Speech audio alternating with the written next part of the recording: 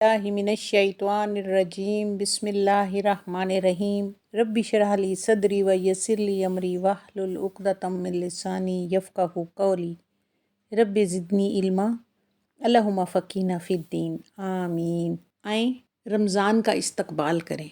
रमज़ान के लफ्ज़ी मायनी हैं सूरज का शिद्दत के साथ ज़मीन पर या रेत पर चमकना, यानी सूरज जब अपनी पूरी आबोताब के साथ चमकता है तो रेत के ज़र्रात और ज़मीन चमक उठती है, उसकी रोशनी से, उसकी गर्मी से, उसकी तपिश से चमक उठती है।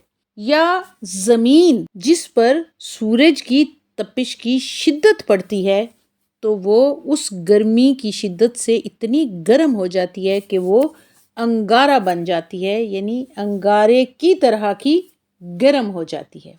इसका एक मायनी जलना भी है और ये मायनी एक दूसरे से रिलेटेड है, इंटर रिलेटेड है, यानी सूरज की तपिश इतनी ज़्यादा बढ़ जाए कि वो ज़मीन को इस कदर गर्म कर दे कि वो अंगारे की तरह जलना शुरू हो जाए और जिस जिस जगह पर वो जलेगी तो वो हर चीज़ को जला देगी। इसी तरह उलमाए कराम रमज़ान को अल्लाह ताला के नामों में से एक नाम भी मंसूब करते हैं। ये तो था इसका लफ्ज़ी मायनी कि रमज़ान क्या चीज़ है, यानी रमज़ान का मायनी जलना, शिद्दत के साथ किसी चीज़ को गर्म कर देना, अंगारे की तरह उसको सुर्ख और गर्म कर देना कि वो खुद भी जले और जहाँ पे वो हो वो उस जगह को भी जला दे। इसके इस्तिलाही मायनी क्या है? इस्तिलाही मायनी में ये इस्लामी साल का जो कैलेंडर है जिसमें हमारे इस्लामी साल के 12 महीने हैं उनमें से 9वें महीने का ये नाम है। जैसा कि ये अरबी ज़बान का लफ्ज़ है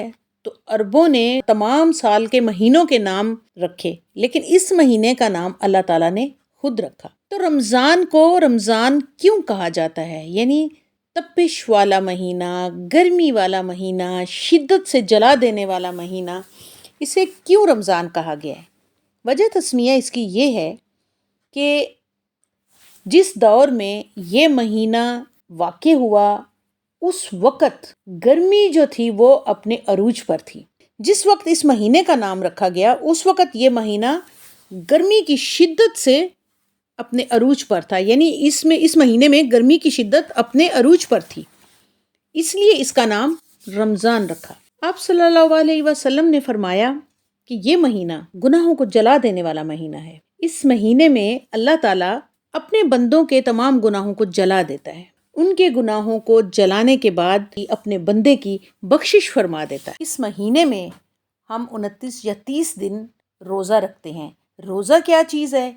रोज़ा हमारी फ़र्ज़ इबादात में से एक फ़र्ज़ है। हमारे दीन इस्लाम में अल्लाह ताला ने जिन इबादात को अफजल करार दिया है उन इबादात में एक फ़र्ज़ जो है वो रमज़ान के रोज़े रखना है। इस महीने की जो बरकत है वो लाज़िवाल है, रहमत लाज़िवाल है और ये महीना जो है ये बरकतों वाला, रहमतों वाला महीना है जो अल्लाह ताला की तरफ से इंसान को नसीब होता है। जैसा कि अब 2 दिन के बाद रमज़ान शुरू होने वाला है, हमें अब रमज़ान की तैयारी करनी चाहिए, रमज़ान को खुशामदीद कहना चाहिए, रमज़ान को मरहबा कहना चाहिए। जैसे ही शबान का महीना शुरू होता है तो उसमें रमज़ान की खुशबू आना शुरू हो जाती है, हम लोग अपनी सारी तैयारियों में लग जाते हैं। बड़े ही खूबसूरत अंदाज में हम रमज़ान का इस्तकबाल करते हैं। हम रमज़ान का इस्तकबाल किस तरह से करते हैं? हम रमज़ान का इस्तकबाल इस तरह से करें कि हम अपनी तमाम तर क़ुव्वतों को बहाल करें। हमने अपने क़ज़ा रोज़े रखने हैं तो हम अपने क़ज़ा रोज़े जो हैं वो शबान के पहले 15 दिनों में रखें, आखिरी 15 दिनों में ना रखें, क्योंकि उसमें फिर हमें अपनी क़ुव्वत को बहाल करना है ताकि हम रमज़ान के महीने में रोज़े रखें। अपने घर वालों, दोस्त अहबाब, हमसायों के साथ रमज़ान के बारे में हम गुफ्तगू करें कि रमज़ान को हमने इस दफ़ा कैसे प्रोटोकॉल देनी है। रमज़ान से मुतालिक इस्लामी मालूमात को पढ़ें और फैलाएं, लोगों को भी बताएं कि हमें क्या करना है। अब देखें कि कितने ही लोग पिछले साल रमज़ान के महीने में हमारे साथ थे, हमने मिलकर रोज़े रखे, इबादात की, मस्जिद में नमाज़ें पढ़ी, लेकिन बहुत सारे उनमें से अब हमारे साथ नहीं हैं, या तो वो इस दुनिया फ़ानी से रुखसत हो चुके हैं या फिर उनमें से कुछ लोग ऐसे हैं जो किसी न किसी उज़्र की वजह से وہ ہمارے ساتھ عبادات میں شامل نہیں ہو سکتے۔ اور وہ عذر کیا ہو سکتا ہے؟ جسمانی یا ذہنی بیماری ہو سکتی ہے، زیادہ بڑھاپے کی حد کو چلے جانا، اور اس طرح سے کوئی بھی ایسی وجہ جو جسمانی ہو، روحانی ہو یا ذہنی ہو، جس کی وجہ سے انسان روزہ نہیں رکھ سکتا یا پھر عبادات میں شامل نہیں ہو سکتا، تو ہمیں اللہ تعالیٰ کا لاکھ لاکھ شکر ادا کرنا چاہیے کہ اللہ نے ہمیں یہ مہینہ نصیب فرمایا۔ اور جس کو بھی اپنی زندگی میں یہ مہینہ نصیب ہو تو چاہیے کہ وہ اس مہینے کے روزے رکھے اور اللہ تعالیٰ کی عبادت کرے اور نیکی کے کاموں میں بڑھ چڑھ کر حصہ لے، کیونکہ اس مہینے میں نیکیوں کی سیل لگ جاتی ہے، جیسا کہ اللہ تعالیٰ نے سورۃ البقرہ آیت نمبر 185 185 میں فرمایا ہے، رمضان وہ مہینہ ہے جس میں قرآن نازل کیا گیا ہے، جو انسانوں کے لیے ہدایت اور ایسی واضح تعلیمات پر مشتمل ہے جو راہ راست دکھانے والی اور حق و باطل کا فرق کھول کر رکھ دینے والی ہیں۔ بس جو کوئی تم میں سے اس مہینے کو پائے اس کو لازم ہے کہ اس مہینے کے روزے رکھے، اور جو کوئی مریض ہو یا سفر پر ہو تو وہ دوسرے دنوں میں روزوں کی تعداد پوری کرے۔ اللہ تمہارے لیے آسانی چاہتا ہے، سختی کرنا نہیں چاہتا، اور یہ کہ تم روزوں کی تعداد پوری کرو اور جس ہدایت سے اللہ نے تمہیں نوازا ہے اس پر اس کی بڑائی بیان کرو تاکہ تم شکر گزار بنو۔ آمین۔ اب اسی طرح ہمیں دل میں خوشی منانی چاہیے کہ ہمارے گھر، ہمارے ہاں ایک معزز مہمان کی آمد ہے جو سب کے لیے رحمتوں، برکتوں اور سعادتوں کے خزانے لے کر آ رہا ہے۔ کتنے ہی بے شمار گناہ ہیں ہمارے جو جھڑ جھڑ کر اس مہینے میں اللہ تعالیٰ جلا کے راکھ کر دیں گے، اور اس مہینے کے بعد انسان اس طرح سے ہوتا ہے کہ جیسے ماں کے پیٹ سے دوبارہ اس نے جنم لیا ہو، گناہوں سے پاک۔ ہم میں سے، آپ میں سے جو بھی اس مہینے میں موجود ہیں، جن کو یہ مہینہ مل رہا ہے، ان کو چاہیے کہ اپنی محبت سے رمضان کو خوش آمدید کہیں، نیکی کے تمام کاموں سے خوب خوب فائدہ اٹھائیں، پرجوش ہو کر تمام تیاریاں کریں، گھروں کو صاف کریں، نیکیوں میں بڑھ چڑھ کر حصہ لیں، اپنے کپڑوں کی ترتیب کو صحیح کریں، اور اپنی عبادت کے تمام طریقوں کو پہلے سے ہی ترتیب دے کے رکھیں کہ کس طرح سے ہم نے اس مہینے میں اپنا ٹائم گزارنا ہے۔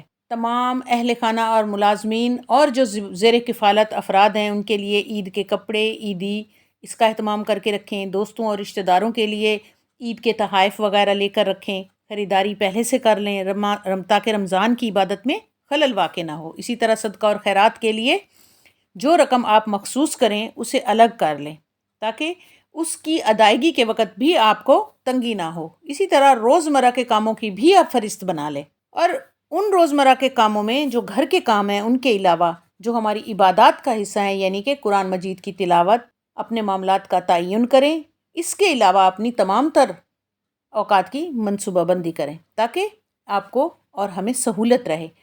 اور دن کو ہم اس طرح تقسیم کریں، یعنی جب فجر ہوتی ہے، فجر سے طلوع شمس تک، سورج کے طلوع ہونے تک نماز فجر کی ادائیگی ہے۔ نماز کے ساتھ ہمیں قرآن پاک کی تلاوت بھی کرنی ہے اور اللہ تعالیٰ کے ذکر اذکار بھی کرنے ہیں۔ نوافل کا اہتمام کرنا ہے جس میں اشراق اور چاشت کے نوافل شامل ہیں۔ اسی طرح دورہ قرآن سننا یا دورہ قرآن کروانا، یعنی روزانہ کا ایک پارہ قرآن پاک کا یا تو خود سے پڑھنا ہے یا پھر کسی کو پڑھانا ہے، سننا ہے یا سنوانا ہے۔ پھر ظہر کی نماز کا ٹائم آ جائے گا، تو ظہر کی نماز اور روزمرہ کے کام کاج، یعنی روزمرہ کے کام کاج اور ظہر کی نماز دن کے اوقات میں ہی آئے گی، اس کو آپ نے اپنے طریقے سے مینیج کرنا ہے۔ پھر ظہر کی نماز پڑھنے کے بعد ظہر سے عصر تک آپ اس درمیانی وقفے میں قیلولہ کریں تاکہ آپ اپنی تھکاوٹ کو دور کریں، فجر سے لے کے اس وقت تک کی تھکاوٹ کو، اور پھر شام کے لیے اپنی انرجی کو سیو کریں آپ، تاکہ باقی کے دوسرے کام جو ہیں ضروری کام وہ آپ کر سکیں۔ اسی طرح نماز عصر پڑھنی ہے آپ نے، پھر عصر سے مغرب تک آپ نے افطاری کی تیاری کرنی ہے، پھر شام کے اذکار اور دعائیں پڑھنی ہیں آپ نے، پھر مغرب سے عشاء تک آپ نے افطاری، مغرب اور کھانا کھانا ہے، اس کے بعد آپ نے تراویح کی تیاری کرنی ہے، پھر نماز عشاء کا ٹائم ہو جاتا ہے تو آپ نے نماز عشاء ادا کرنی ہے، اور اس کے بعد آپ نے تراویح پڑھنی ہے۔ تراویح پڑھنے کے بعد آپ نے رات کا ایک حصہ جو پہلا حصہ ہے اس میں پھر آرام کرنا ہے، سکون کرنا ہے، اگر نیند آ رہی ہے تو آپ نے نیند کرنی ہے، اور اس کے بعد سحری سے پہلے یعنی پہلے حصے کے بعد دوسرے حصے میں پھر آپ نے اٹھنا ہے، آپ نے تہجد پڑھنی ہے، نوافل پڑھنے ہیں، استغفار کرنی ہے اور سحری کی تیاری کرنی ہے، اور پھر سحری کرنے کے بعد نئے دن کا آغاز، پھر اسی طرح یہ ترتیب شروع ہو جائے گی۔ یاد رکھنا ہے آپ نے کہ زیادہ وقت عبادات اور ان کاموں میں لگانا ہے جن میں آپ کو اجر اور ثواب زیادہ سے زیادہ ملے۔ غیر ضروری مصروفیات کو آپ اس مہینے میں بالکل ترک کر دیں گے، اور اس بات کا پختہ ارادہ کر لیں کہ اس ماہ میں ہم نے ایمانی روحانی ترقی اور اخلاقی بہتری میں بڑھ چڑھ کر حصہ لینا ہے اور نیکیوں میں سبقت لے جانے کی کوشش کرنی ہے، اور اس رمضان کو پچھلے رمضان سے بہتر بنانا ہے انشاءاللہ۔ آمین ثم آمین۔ السلام علیکم ورحمۃ اللہ۔